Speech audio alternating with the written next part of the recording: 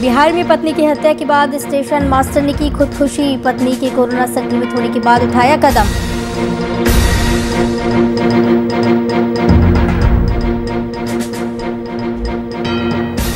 UP में पंचायत चुनाव के तीसरे चरण में 20 जिलों में वोटिंग जारी। चंदौली में डीएम और एसपी ने मतदान केंद्र का लिया जायजा।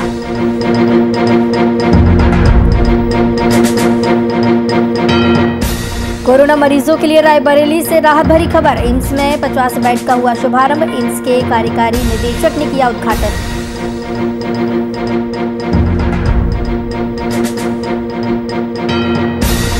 भागलपुर में खनन माफियाओं पर प्रशासन की कार्रवाई। अधिकारियों ने छापेमारी कर 23 ओवरलोडेड ट्रकों को किया जब्त। ट्रक चालकों ने किया हंगामा।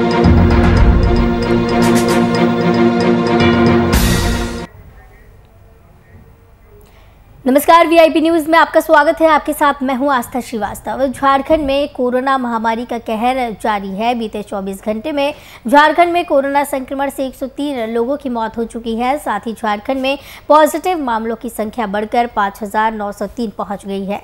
जबकि राजधानी रांची में कोरोना संक्रमण से 43 लोगों की मौत हो चुकी है, तो वहीं रांची में 1494 नए केस सामने आए।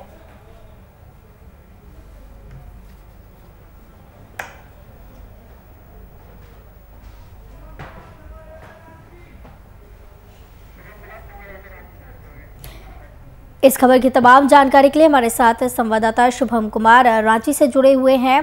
शुभम, जिस तरीके से लोगों की मौतों के आंकड़े बढ़ रहे हैं, 103 लोगों की मौतों के आंकड़े जो है अभी तक सामने आए हैं और ताज़ा आंकड़े जो देखे जा रहे हैं संक्रमित मरीजों के, लगातार जिस तरीके से आंकड़े बढ़ रहे हैं, पॉजिटिव मामलों की संख्या अब 5000 से भी ज़्यादा पहुँच गई है।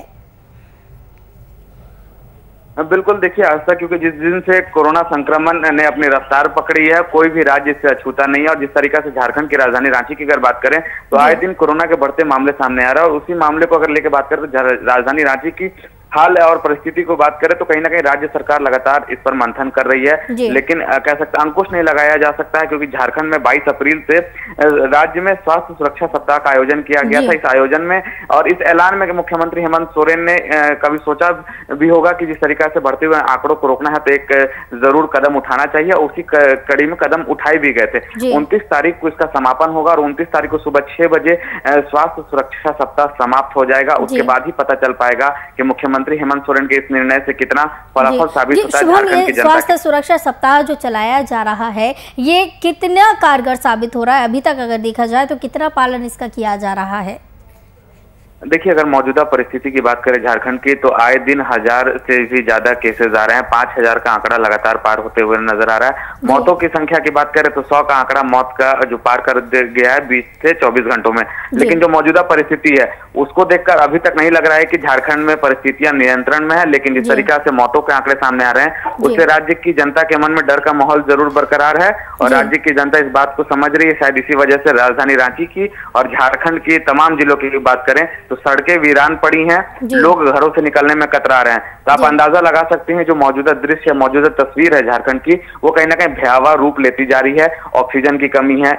एक और बात करें तो जिस तरीका से झारखंड से तमाम राज्यों में ऑक्सीजन की सप्लाई हो रही है, लेकिन झारखंड के अस्पतालों में ऑक्सीजन पर्याप्त मात्रा में नहीं है। तो आप समझ सकती हैं कि जिस तरीका से जो मौजूदा परिस्थिति है झारखंड की, वो कोरोना को लेकर काफी भयावह है। शुभम, बेहद ही चिंताजनक परिस्थिति यहाँ पर देखने को मिल रही है। लेकिन जिस तरीके से स्वास्थ्य सुरक्षा सप्ताह चलाया जा रहा है तो कहीं ना कहीं लोग भी इस दौरान जागरूक नजर आ रहे हैं। बहुत बहुत धन्यवाद शुभम कुमार, संवाददाता हमारे साथ जुड़े थे इस खबर की तमाम जानकारी के लिए।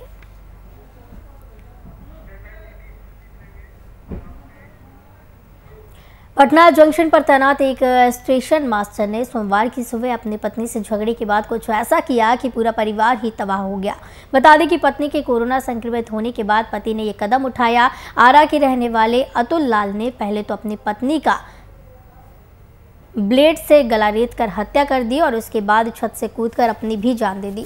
पूरा मामला कंकड़बाग के मुन्ना चेक का है, जहां पर अपार्टमेंट में ये पूरा मामला हुआ है। घटनास्थल पत्रकार नगर थाना क्षेत्र में पड़ता है। पुलिस का कहना है कि मृतक महिला एक प्राइवेट संस्थान में काम करती थी। पत्नी के बीच का मामला है और पति इसमें क्या किया है कि पत्नी को गला रेत दिया जिससे मृत्यु हो गया है। इसके बाद ये छत पर 4 मंजिला छत से कूदकर अपनी जान देती है। क्या कारण था? कारण यही प्रकाश में आ रहा है कि पति पत्नी के बीच में अनबन था और शायद उनके बजट द्वारा बताया गया कि माँ का कोरोना पॉजिटिव हो गई थी, इसी में और थोड़ा दोनों लोगों में ज़्यादा रुकावट हुई। हस्बैंड क्या काम करते हैं? हस्बैंड वही रेलवे में नौकरी करते हैं।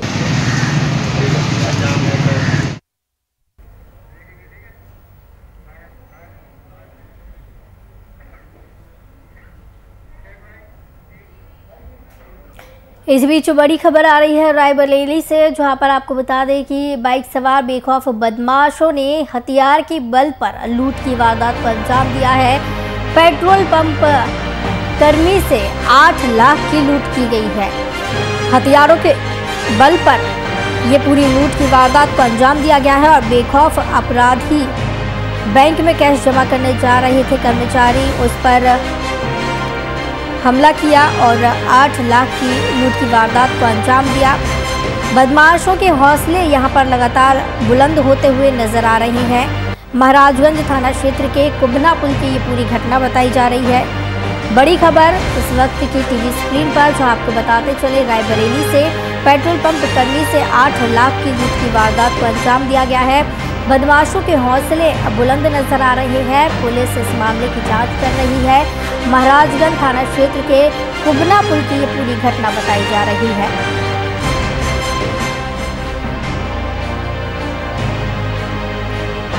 टीवी स्क्रीन पर इस वक्त की बड़ी खबर बताते चले रायबरेली के महाराजगंज थाना क्षेत्र के कुबना पुल की पूरी घटना, जहां पर बैंक में कैश जमा करने जा रहे थे कर्मचारी। इस दौरान पेट्रोल पंप कर्मी से 8 लाख की लूट की वारदात को अंजाम दिया गया है।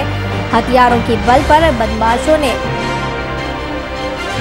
इस वारदात को अंजाम दिया। बदमाश बेखौफ यहाँ पर नजर आ रही हैं। बदमाशों के हौसले यहाँ पर बुलंद नजर आ रहे हैं। जिस तरह इस वारदात को अंजाम दिया गया, पुलिस को सूचना दे दी गई है और पुलिस इस पूरे मामले की जांच कर रही है।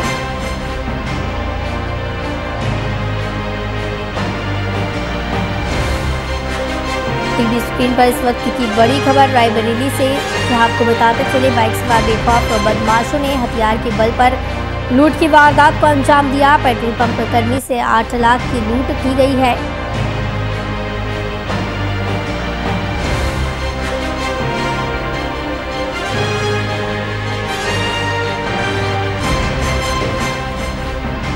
इस दौरान बैंक में कैश जमा करने कर्मचारी जा रहा था जब ये वारदात उसके साथ हुई है। महाराजगंज थाना क्षेत्र के कुबना पुल की ये पूरी घटना बताई जा रही है। हथियार के बल पर कर्मी के साथ लूट की वारदात को अंजाम दिया गया है।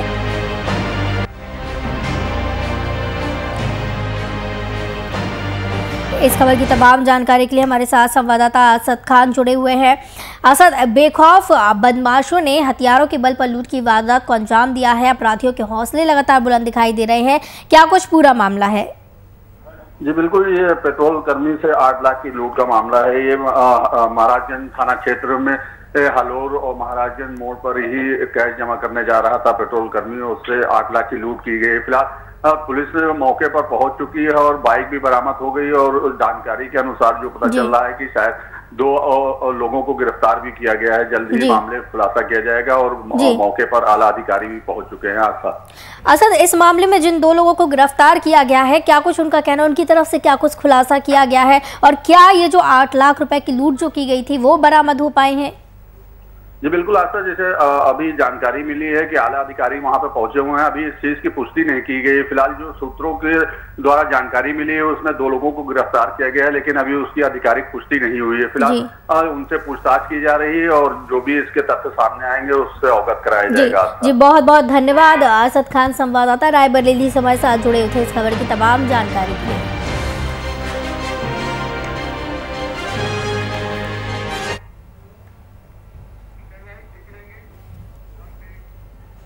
भागलपुर में खनन अधिकारियों को बड़ी सफलता मिली है। बता दें कि पदाधिकारियों ने छापेमारी कर बांका से आ रही बालू लदे 23 ओवरलोडेड ट्रक को जब्त कर लिया है, जिसमें 21 ओवरलोड ट्रक को सजोर थाना क्षेत्र से और 2 ओवरलोड बालू लदे ट्रक को जगदीशपुर थाना क्षेत्र से जब्त किया।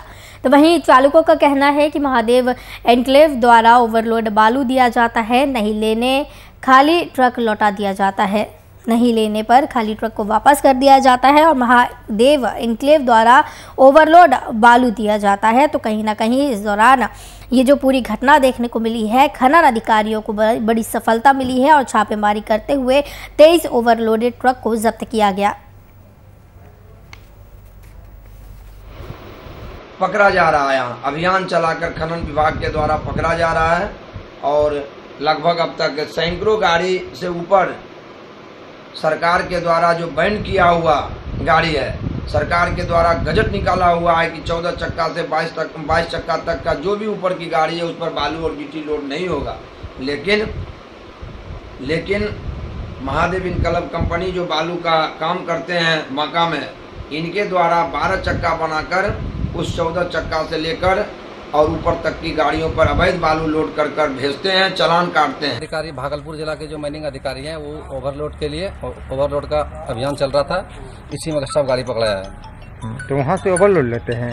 हाँ, वहाँ से गाड़ी चड्डा कंपनी जानबूझ करके अंदर लोड देता नहीं है, ओवरलोड जानबूझ करके ओवरलोड देता है। का है ड्राइवर लोग कहता भी है कि मालिक लोग कहता भी है कि हम अंदर लोड चलने के लिए तैयार है, लेकिन चड्डा कंपनी मानने के लिए तैयारी नहीं है। अधिकारी भागलपुर जिला के जो माइनिंग अधिकारी हैं वो ओवरलोड के लिए ओवरलोड का अभियान चल रहा था, इसी में सब गाड़ी पकड़ाया है। तो वहाँ से ओवरलोड लेते हैं?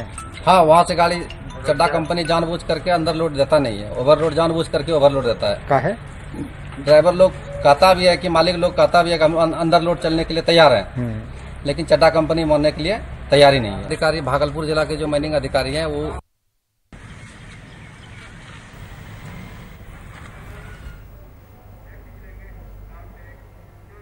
छपरा के मशरक थाना क्षेत्र में एक बार फिर चोरों का आतंक देखने को मिला है, जहां चोरों ने एक किराना स्टोर में चोरी की घटना को अंजाम दिया।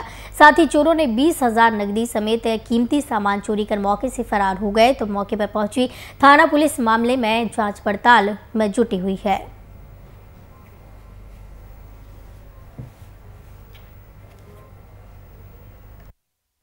सब छिटाया उठाया और उसमें पैसा लगभग सब मिला के 30-35 रुपये था और सब सामान भी लग गया, कुछ महंगा आइटम ड्राई फ्रूट का और दुर्गा मंदिर के सामने दुकान है शुभम किराना।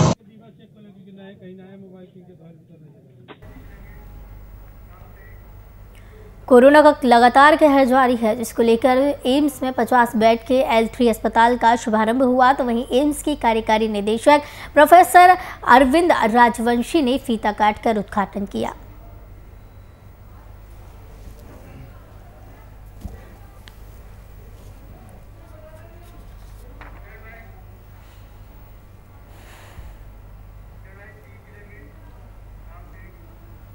यूपी पंचायत चुनाव के तीसरे चरण का मतदान आज शुरू हो गया है। इस चरण के लिए आज 20 जिलों में वोट डाले जा रहे हैं।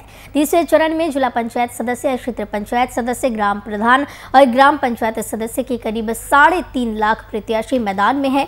मतदान को लेकर मतदाताओं में काफी उत्साह देखने को मिल रहा है। डीएम और एसपी सहित सभी आला अधिकारी क्षेत्र के मतदान केंद्र का जायजा ले रहे हैं। चंदौली में निर्वाचन की प्रक्रिया चल रही है सुबह 7 बजे से ही। इसमें सभी जगह पर शांतिपूर्वक मतदान चल रहा है तथा पर्याप्त मात्रा में पुलिस फोर्स एवं सीएपीएफ जो है वो डिप्लॉय की जा चुकी है। साथ ही सभी जगह लगातार भ्रमणशील रहकर सभी पुलिस पार्टियों द्वारा यह इंश्योर कराया जा रहा है कि किसी भी प्रकार की कोई दिक्कत मतदान में ना आए।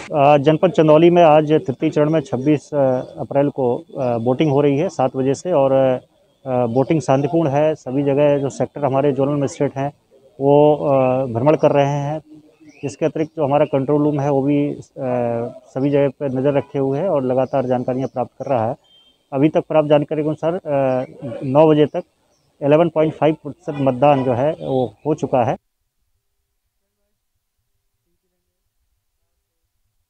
सीतापुर के हरगांव से दहेज उत्पीड़न का मामला सामने आया है, जहां पति के द्वारा 2 लाख मांगने पर जब पत्नी ने इनकार कर दिया तो पति ने पत्नी की पिटाई कर तलाक देकर घर से निकाल दिया, तो वहीं पीड़िता महिला ने थाने प्रभारी से शिकायत की है।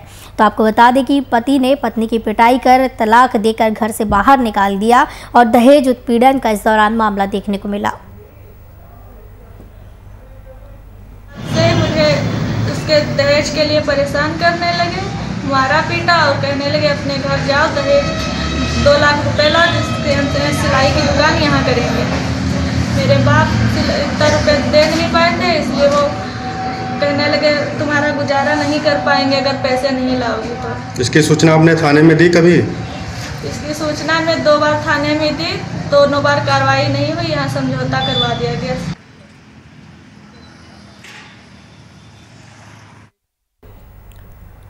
मुख्यमंत्री हेमंत सोरेन ने रांची के इंडस्ट्रियल गैसेस का निरीक्षण किया। मुख्यमंत्री हेमंत सोरेन ने जिले के विकास स्थित छोटा नागपुर इंडस्ट्रियल गैस और ओरमांझी स्थित एसके इंडस्ट्रियल गैसेस का निरीक्षण किया। दोनों ही जगहों संचालकों से ऑक्सीजन रिफिलिंग से संबंधित जानकारी ली और इससे संबंधित कई दिशा निर्देश भी दिए। गैसेस प्राइवेट लिमिटेड में आए हैं, जहां आज अस्पतालों के लिए ऑक्सीजन का रिफिल का काम चल रहा है। अभी यहाँ जो हमने देखा 1 घंटे में 36 सिलेंडर जंबो सिलेंडर भरने की कैपेसिटी इस इंडस्ट्री को है। इसको इनको बढ़ाने का भी योजना इनका है, लेकिन अभी उसमें थोड़ा वक्त लगेगा, क्योंकि कई सामान जो अभी इससे जुड़ी मेडिकल लिए से जुड़ी हुई है, वो सारी चीज़ें जहाँ तहाँ रुकी पड़ी हैं, कुछ क्राइसिस चल रहे हैं, जिसको लेकर थोड़ा उसमें वक्त लगेगा। झारखंड उच्च न्यायालय के द्वारा एक नोटिस जारी किया गया, जिसमें प्रभारी महानिबंधक द्वारा बताया गया कि 26 अप्रैल से झारखंड उच्च न्यायालय में सिर्फ 2021 में दायर किए गए अति महत्वपूर्ण मामले ही वीडियो कॉन्फ्रेंसिंग मोड में सुने जाएंगे, तो वहीं शेष सभी मामले सुनवाई के लिए अगले आदेश तक स्थगित किए गए। इधर बार काउंसिल के निर्देशानुसार 2 मई तक सभी अधिवक्ता न्यायिक कार्यों से खुद को दूर रखेंगे। न्यायालय के प्रभारी महानिबंधक के हवाले से बताया गया है कि 26 अप्रैल से झारखंड उच्च न्यायालय में सभी बेंचों के द्वारा सिर्फ 2021 में जो दायर किए गए मामले हैं, जो अति महत्वपूर्ण मामले हैं, सिर्फ उन्हीं की सुनवाई की जाएगी, शेष सभी मामले स्थगित रहेंगे।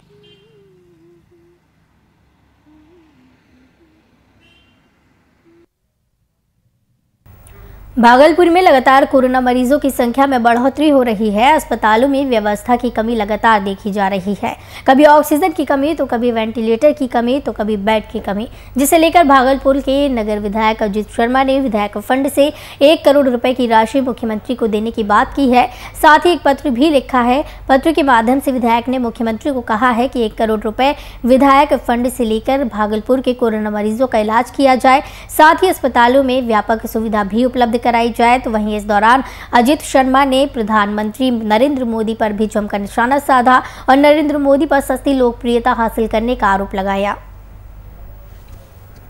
महामारी ने बहुत ही भयावह रूप ले लिया है और बड़ा आश्चर्य लगता है। मैं गया था 3 दिन पहले जवाहरलाल मेडिकल कॉलेज में, कोई इलाज नहीं, ऑक्सीजन नहीं है, लोगों को मिल रहा है, कोई सफाई नहीं है। कोविड वार्ड और आईसीयू में देखा गंदा पड़ा है, कोई काम करने वाला स्वीपर नहीं है, ट्रॉली मैन नहीं है। स्थिति बहुत भयानक है। मेरे दिमाग में आया कि ऑक्सीजन सिलेंडर की कमी है, तो मैंने एक पत्र माननीय मुख्यमंत्री जी को लिखा है कि साहब आप विधायक जो कोष है, क्योंकि ये मानवता की घड़ी है, मानवता ही सबसे बड़ा धर्म होता है, मैंने लिखा है कि 1 करोड़ रुपया पूरे भागलपुर जिला के अस्पताल में दवाई खरीदने में हो, चिकित्सा के लिए जो सामान सामग्रियां वो खरीदने में हो। संक्रमण को देखते हुए भागलपुर के इस कोरोना काल में कई स्थानों में ऑक्सीजन की कमी देखने को मिल रही है और इसकी कमी को पूरा करने में प्रशासन कई प्रयास कर रही है।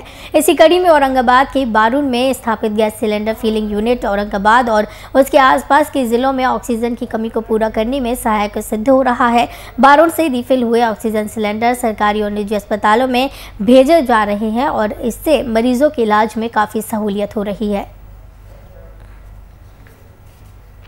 ऑक्सीजन जितनी हमारे अस्पताल में आवश्यकता है उससे कहीं ज़्यादा अभी अवेलेबल है और आने वाली व्यवस्था भी हमने कर ली है, तो ऑक्सीजन के लिए हमारे यहाँ कोई दिक्कत नहीं है। कोविड के लिए जनरल दवाई होती है, वो भी हमारे पास पर्याप्त संख्या में है, तो कोई इशू किसी प्रकार का अभी तक नहीं है। लेकिन फिर भी हम लोगों से अनुरोध करेंगे कि आप सोशल डिस्टेंसिंग का पालन करें और जो पॉजिटिव जो हो रहे हैं वो अपना टेस्ट कराएं और उनके परिवार वालों को टेस्ट कराएं, और जितना जल्दी आप इस बीमारी को पकड़ लेंगे, ज़्यादा से ज़्यादा टेस्ट करा के उतना जल्दी आप लोग खुद सतर्क हो जाएंगे। तो यही अनुरोध रहेगा कि अपनी टेस्टिंग और वैक्सीन दोनों पर जाएं।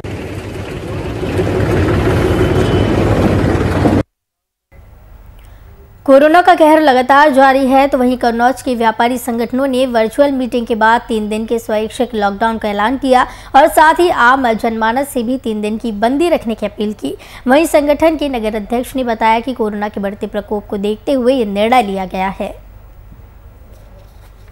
पूर्व दिनों से जो माहौल नगर गुरसाएगंज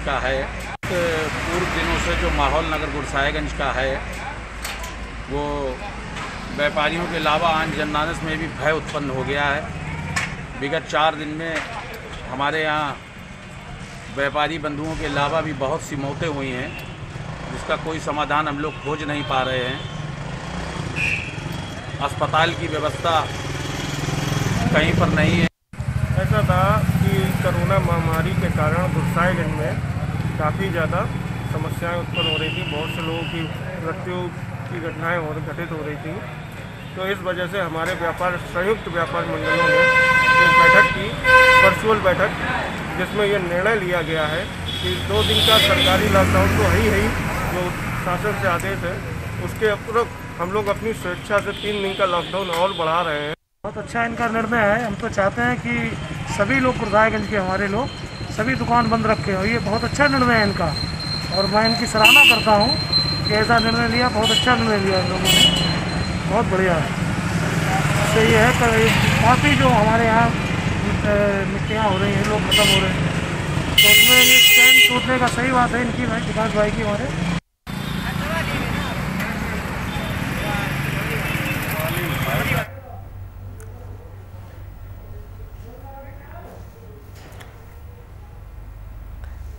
आपको बता दें, कोरोना का कहर लगातार जारी है। इसी के चलते व्यापारी संगठनों ने वर्चुअल मीटिंग के बाद 3 दिन के स्वैच्छिक लॉकडाउन का ऐलान किया। रोहतास जिले के डिहरी अनुमंडल क्षेत्र में झारखंडी मंदिर में इन दिनों लगातार शादियां हो रही हैं। अलग अलग गांव से खासकर गरीब और सामान्य तबके के लोग आकर अपने बेटे बेटियों की शादी इस मंदिर से कर रहे हैं, लेकिन एक साथ कई जोड़े दूल्हा दुल्हन के पहुंच जाने से भीड़ बढ़ जाती है। ऐसे में संक्रमण फैलने का खतरा भी बढ़ रहा है। ग्रामीण क्षेत्रों से ट्रैक्टर टेम्पो पर सवार होकर लोग किसी तरह शादी में पहुंच रहे हैं। इस दौरान सोशल डिस्टेंसिंग भी नहीं दिख रही, जो कहीं ना कहीं संक्रमण को बढ़ा सकता है।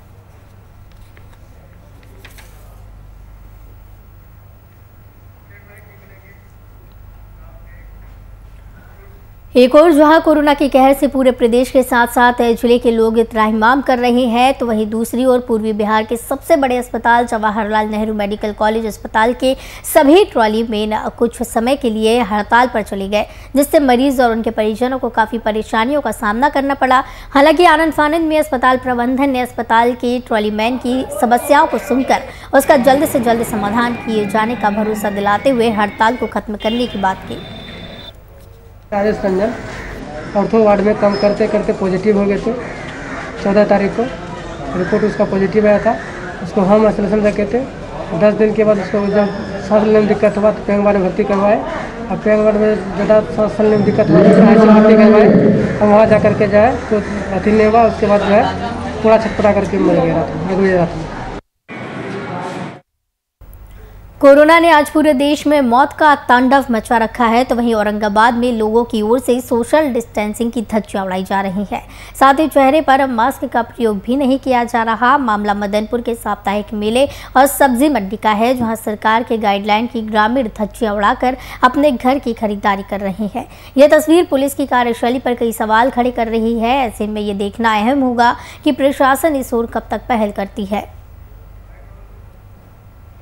यहाँ ये मेला है रविवार को लगता है। मदनपुर का ये मेला प्रांगण है और ये काफ़ी वर्षों से लंबे समय से मेला लगते चला आ रहा है। हर संडे को संडे, रविवार को रविवार यहाँ मेला लगाया जाता है। और इस कोरोना पेंडेमिक में भी सब कुछ रुक रहा है, लेकिन ये मेला नहीं रुक रहा है। वर्षों से मेला चली आ रही है, आज भी लगी है, आगे भी अनुमानतः लगते रहेगी।